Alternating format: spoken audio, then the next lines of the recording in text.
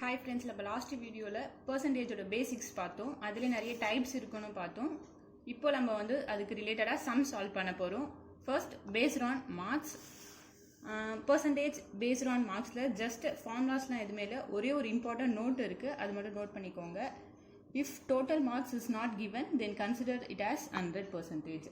Suppose இப்போ வந்து ஒரு சப்ஜெக்ட்ல வந்து 60% ஸ்டூடெண்ட் பாஸ் பண்ணியிருக்காங்க, 40% ஸ்டூடெண்ட் ஃபெயில் ஆயிட்டாங்க, ஆனால் டோட்டல் மார்க்ஸ் எவ்வளோ கொடுக்கல. அப்போ வந்து நம்ம எப்படி எடுத்துப்போம்னா 100% டோட்டல் மார்க்ஸ் அப்படின்னு நம்மளே எடுத்துக்கணும் அசியூம் பண்ணி. இப்போ சம் சால்வ் பண்ணலாம். In an examination, there were 1000 boys and 800 girls. 60% of the boys and 50% of the girls passed.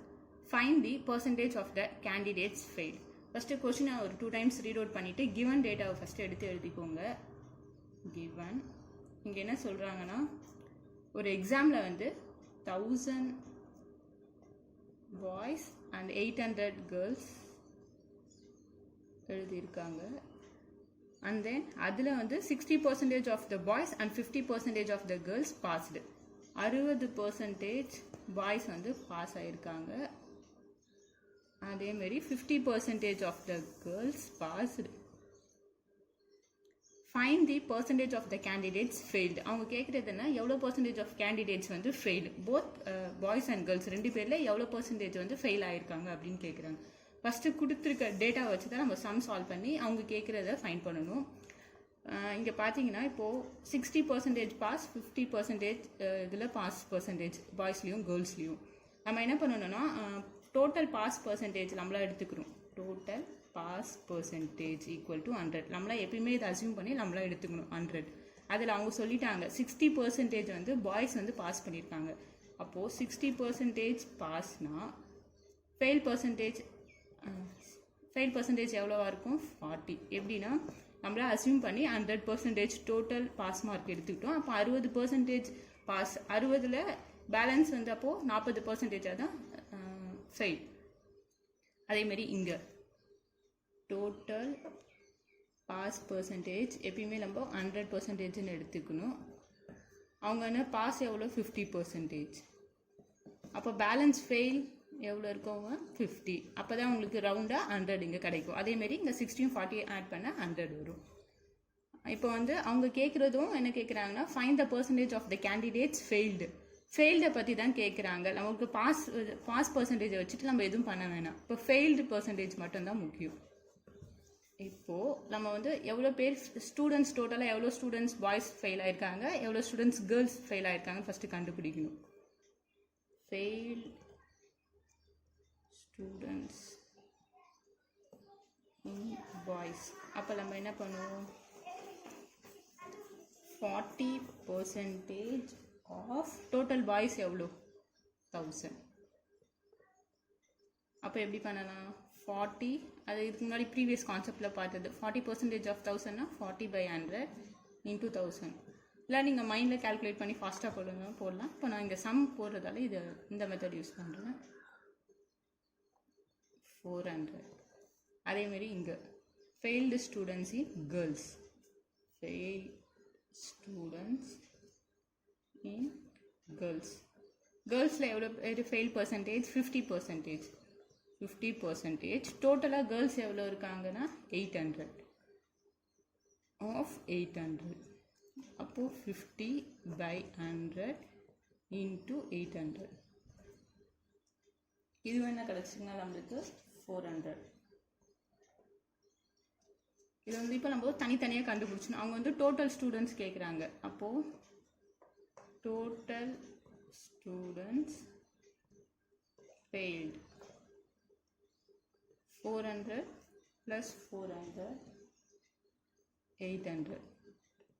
அவங்க வந்து டோட்டல் நம்பர் கேட்காம பர்சன்டேஜில் கேட்டிருக்காங்க. அப்போ நம்ம பர்சன்டேஜ் ஃபைண்ட் பண்ணணும்.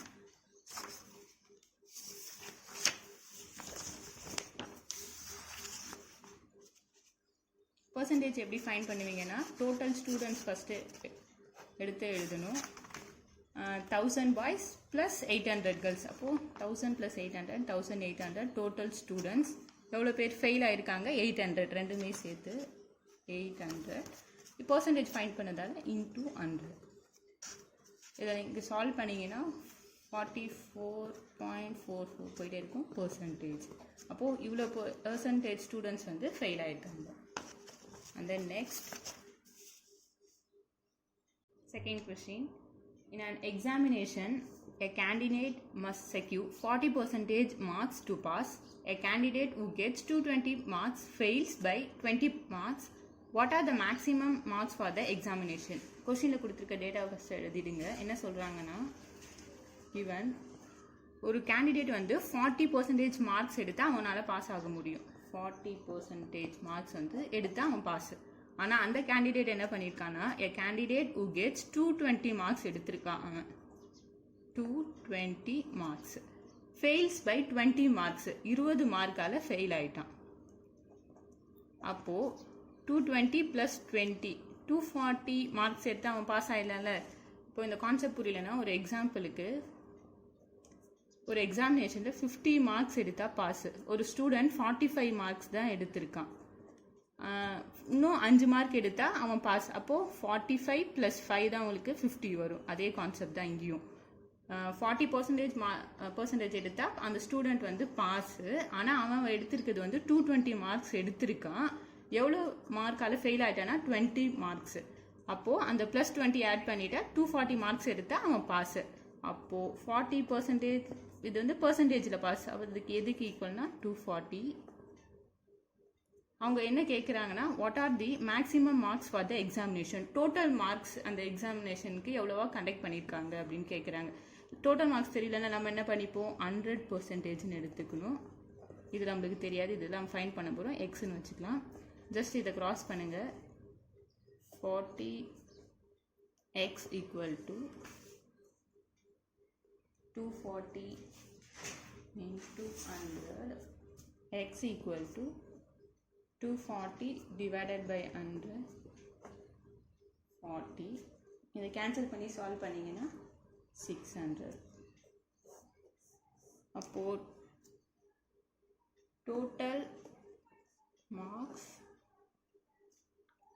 கண்டக்டட் எக்ஸாம் இஸ் எவ்வளோ? டோட்டல் மார்க்ஸுக்கு அந்த ஸ்டூடெண்ட் எக்ஸாம் எழுதியிருக்கான் 600 மார்க்ஸு. ஜஸ்ட் இந்த சிம்பிள் ஒரு லைன், இந்த ஈக்குவேஷன் மட்டும் பார்த்தா போதும். என்னென்னா, இன்னொரு செகண்ட் டைம் சொல்கிறேன்.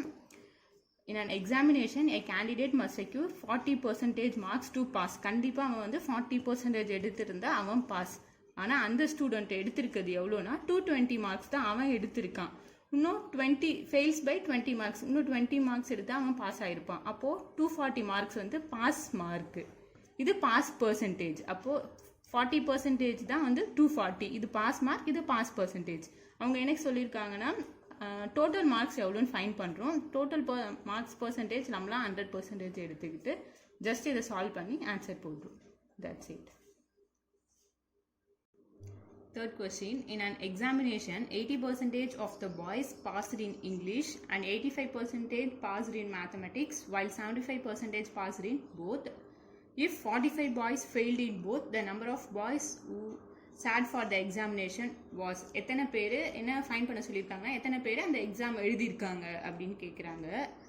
ஃபஸ்ட்டு இந்த கொஷின் பார்த்தோன்னா என்னென்னா ரொம்ப பெருசாக இருக்கே அப்படின்ட்டு நினைப்போம். ஆனால் இது ஜஸ்ட் செட்ஸ் அண்ட் ஃபங்க்ஷன்ஸ் நம்ம படிச்சிருப்போம். அந்த கான்செப்ட் யூஸ் பண்ணி தான் இந்த சம்ம சால்வ் பண்ண போகிறோம். ஃபஸ்ட்டு என்ன சொல்லியிருக்காங்கன்னா, 2 சப்ஜெக்ட் இருக்குது. என்னென்னா இங்கிலீஷும் மேத்தமெட்டிக்ஸும். அப்போது அதுக்கு வென் டயக்ராம் ட்ராப் பண்ணிக்கிறேன். English and mathematics.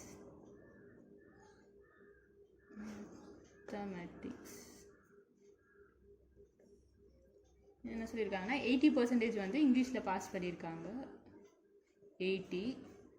And then மேக்ஸில் வந்து 75%.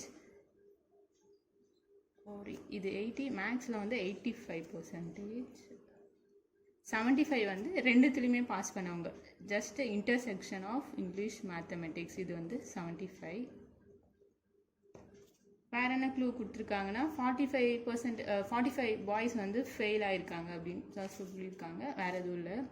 ஃபஸ்ட்டு என்ன பண்ணணும்னா, இங்கிலீஷில் பாஸ் பண்ணியிருக்கவங்க 80%, மேக்ஸில் வந்து 85%, ரெண்டுத்துலேயுமே சேர்த்து இன்டர்செக்ஷன் வந்து 75%. ஃபஸ்ட்டு பாஸ் பர்சன்டேஜ் என்னென்னு நம்ம இப்போ கண்டுபிடிக்க போகிறோம்.